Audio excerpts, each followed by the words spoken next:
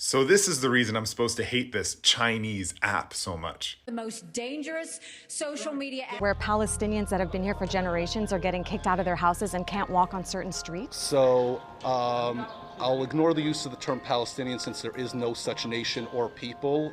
It doesn't bother me at all. Because now I have eyes all over the world. How do you reconcile that with Palestinian citizens of Israel? Can they be equal to Jews? No.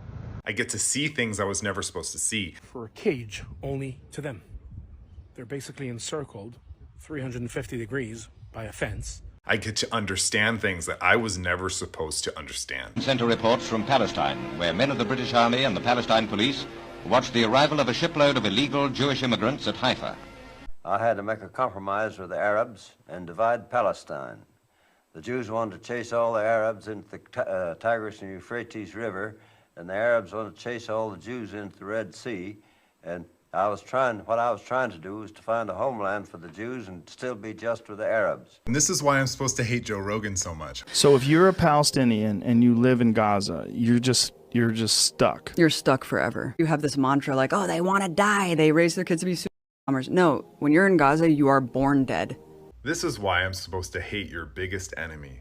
And after meeting with Bibi for 3 minutes, I looked at him and said, you don't want to make a deal, do you?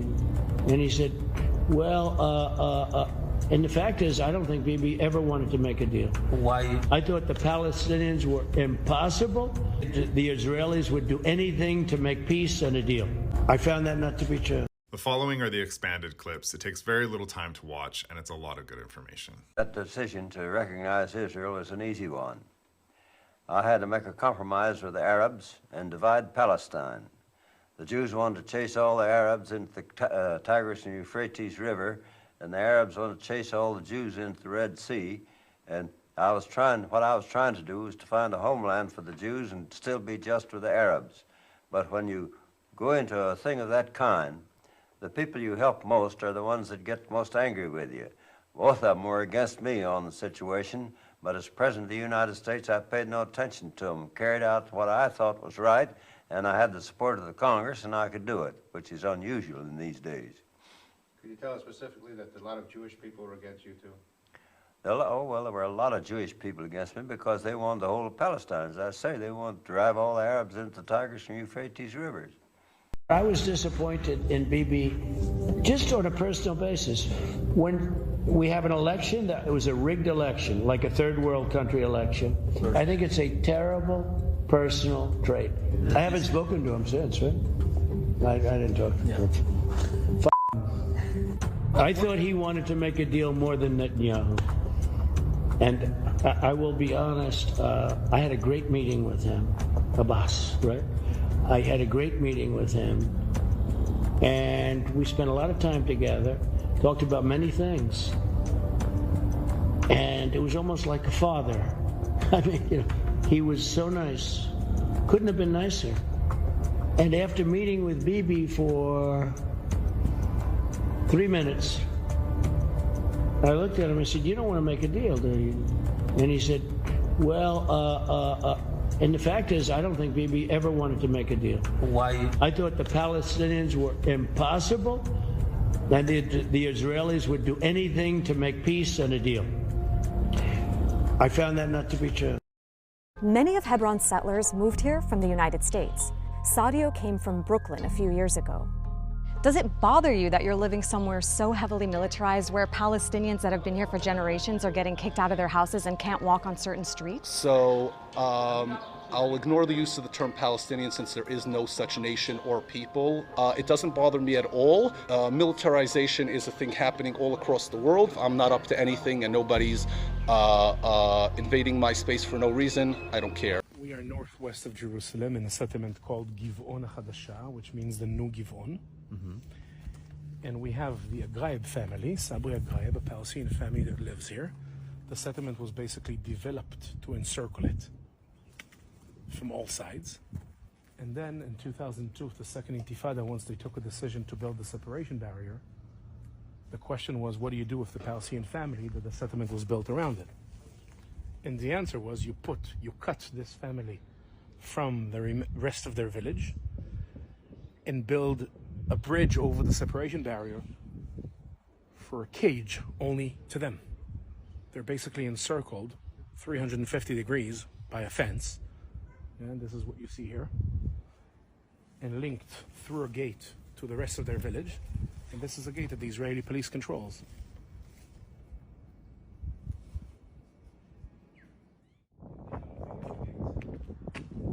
That's the gate. So the cameras up there, not the one here, the rounded one there. Exactly. The police controls the gate. Something happens, whatever they want to close, they can shut down.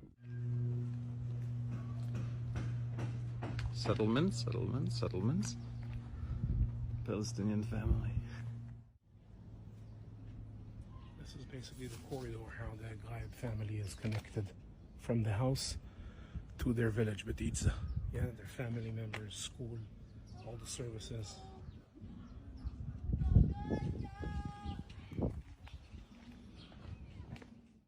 I think the story of the Ghaib family here in the Palestinian village of Batidza is just one example of still maybe a bit extreme in terms of how it looks like, but it's one example of the impact that the separation barrier has on life of Palestinians along the route. Yeah, the villages that were damaged and impacted by the separation barrier. So if you're a Palestinian and you live in Gaza, you're just stuck. You're stuck forever. And that's why these people are, like, people from America, they're like, why, that's why you have this mantra, like, oh, they want to die. They raise their kids to be suicide bombers. No, when you're in Gaza, you are born dead. You don't have a life. So that's why these people are giving up their lives to send a message to us. That's why they're doing this. That's the only reason they're doing this, is to send a message to us. Help us. That's all they can do, is use their bodies. It's just terrifying to me. It's Forget sad. about whether it's Israel or Palestine. Forget about what it is. The idea that people could be stuck, born stuck in this spot and really have no recourse and nowhere to go, and just be thought of by people that live just a few miles away from you, that you're subhuman.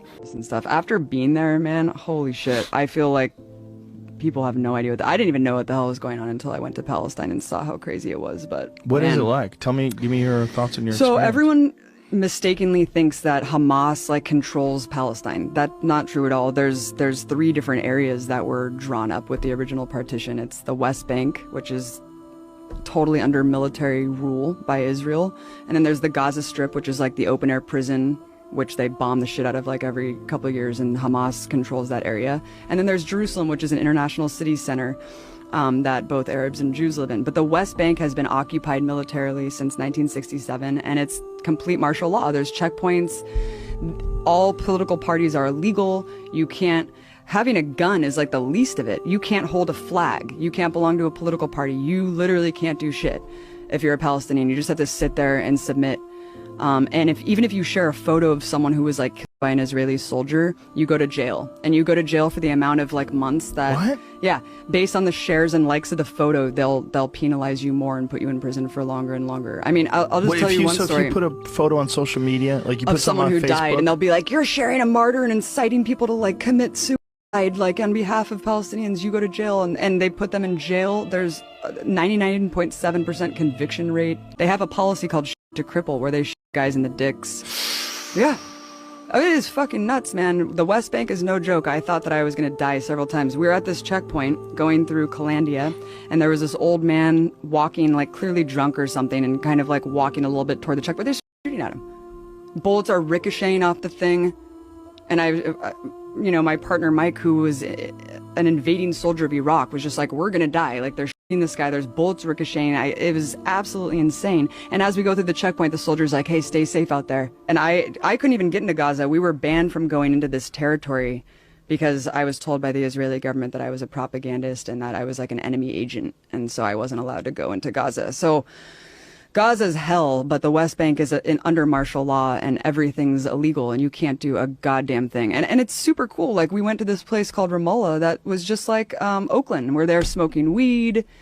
There's like openly gay people there. Like, it's just completely different than what people think. They be equal to Jews? No, not in my opinion. I don't deny democratic principles. I just say that they have to yield, the yield sign, to Zionist Jewish principles first.